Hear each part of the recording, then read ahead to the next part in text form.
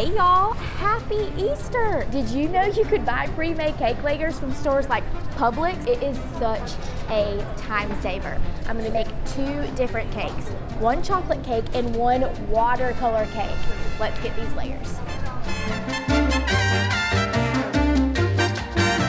I have both of my layers, my chocolate for an Easter candy chocolate cake and my vanilla for a watercolor cake, which is blowing up on Pinterest right now, and I can't wait to show y'all how to make it super easily, but let's do the chocolate cake first.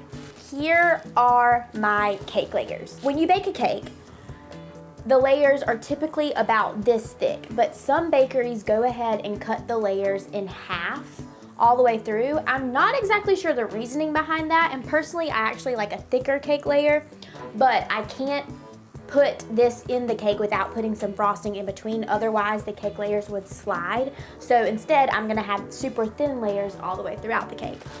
This is straight up basic buttercream icing. I'm going to link a recipe for some of my favorite icings. You can do buttercream, you can do cream cheese, or you can do chocolate, any flavor that you like, but whatever kind you choose. My secret to getting the cake to stick onto the cake stand is using a little bit of frosting for the bottom and then carefully picking up the top to set it on. And I'm gonna continue icing this until it's as high as I want it to be. Since my layers are thinner, I think I might use 4 or 5 of these. You could use 3, it really doesn't matter. It kind of depends on your bakery. I'm not gonna give you a step-by-step tutorial on how to ice a cake. I'm pretty sure all of you know how to do it, or if you don't, you can go back and watch some of my other Hey Y'all videos where I show you how to do it. Okay, here we go then. One helpful hint when decorating cakes is if you don't have a cake stand that rotates, I'm sure somewhere in your house, whether it be your spice cabinet or your medicine cabinet, you have a lazy Susan. Get it out, put your non-rotating cake stand on it, and it will help you ice your cake so much more easily. Okay, I have my first layer of frosting on, which is called a crumb coat, because there are crumbs in the frosting. It's because the cake is, not chilled, and a lot of the crumbs that are sitting on top of the cake mix into the icing, so it's a really thin layer. I'm gonna chill this so that whenever I put my second thicker coating of frosting on, it will be crumb free. All this frosting that I have left over in my bowl that has some of the crumbs left in it that are speckled, go ahead and get rid of it. You want all of your new frosting to be clean when you put it on your cake. While my cake is chilling, I am going to make chocolate ganache to drizzle on the top. So I'm sure all of you have seen those really popular cakes where it's like a chocolate drip cake. That's what we're gonna make today, and I'm so pumped about it. It's gonna look so good. So here we go. Chocolate ganache. I'm going to heat up some heavy cream, basically bring it to a boil. My cream is boiling. I'm gonna turn it off and add in my chocolate chips. I will link a recipe to chocolate ganache.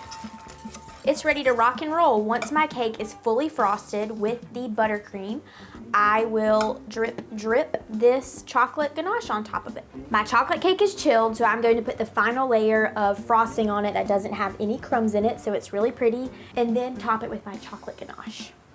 Now that I have my cake fully frosted and mostly smooth, I am going to put on the chocolate ganache. It's pretty cooled, and I put it in a pourable container. I'm gonna start from the middle and work it to the outside, and then very carefully let it drip over the sides.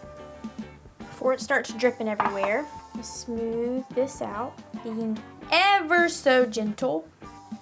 All right, I think we're gonna get the first drip right here. I'm gonna push a little bit of the frosting, and there we go, but carefully so that it doesn't go too thick. And then keep going a little bit more. I'm trying to get a little space in between the 2 drips. And I'm just gonna quickly, but also gently, keep working around the cake. These cakes are pretty popular and sort of new too, and they are just so enticing looking. I mean, look at this. It's chocolate just like melted and gooing off the sides. Oh, wee. Oh, look at that, it is so pretty. Okay, once your cake is mostly dripped, if you have any spillage on the edges, you can clean that up, and then I'm gonna pile this with some really cool chocolate eggs to make a really pretty Easter cake. What I have done is I made a batch of haystacks. I know y'all know what those are. They have butterscotch, and sometimes you can have them with chocolate. I'm gonna link a recipe to our favorite Southern Living haystacks. Whenever you mix it up, instead of putting it in individual little haystacks, you can actually just pour the batter on top of a bowl or a blown up balloon to create this hollow piece in here. And then look, it looks like a bird's nest. And you can place it right on top of your cake, kind of cattywampus because it looks extra cute, and fill it with Easter candies. I love the robin's egg. You can also do Jordan almonds or chocolate covered espresso beans. Y'all, it's gonna look so pretty. You can have some of the eggs spilling out. Look how pretty this is. I'm going with this kind of like mint green and these neutral colored ones just to kind of keep it very monotone. This looks a little bit more modern to me than like bright colored, all the color eggs. Watercolor cake! I am so excited to show y'all how to make watercolor cake because it is so trendy. It's all over Pinterest. It's so pretty and it kind of intimidates some people, but I'm here to show you that it is probably one of the easiest cakes to master, and it looks so pretty. I have my vanilla cake layers. I am using a somewhat of a cake board, so I didn't have any cake boards on hand, but this is the insert to a tart pan that I'm going to put on this stand while I ice it because I want to transfer it to a really pretty stand whenever I serve it. So I'm putting my board down, and like I do with any cake, a little bit of frosting to let the layers adhere. I'm going to frost these the exact same way that I did the chocolate cake, and then we'll show you how to do the watercolor part. So here we go. Same as the chocolate cake, I'm going to let this one chill for about 30 minutes so this icing can harden before I put the thicker layer of frosting on there so that my thick layer does not have any crumbs in it. I have put the second layer of frosting on my watercolor cake. It's just plain frosting, and now we are going to do the fun watercolor part. Some important information that you need to know before you make a watercolor cake. You're going to want a bench scraper, which is this kind of thing. You're gonna need some bowls to put your frosting in. This is plain white buttercream, and I use gel food coloring to tint it into pastel colors. You can use as many or as little colors as you like. I would recommend at least 2, but infinity amount if you want to. And that's kind of all you need to know. What you do first is take one of your colors, and we're just gonna do smears of it all around the cake, and then keep going with more colors. Once your cake is all the way spackled, get your bench scraper, and this is important. I didn't mention that you do want to have a cake stand that turns, or the Lazy Susan trick that I used. And we're going to rotate the cake and put the bench scraper on the edge of it so it smears it to look like a smeared, really pretty watercolor pattern.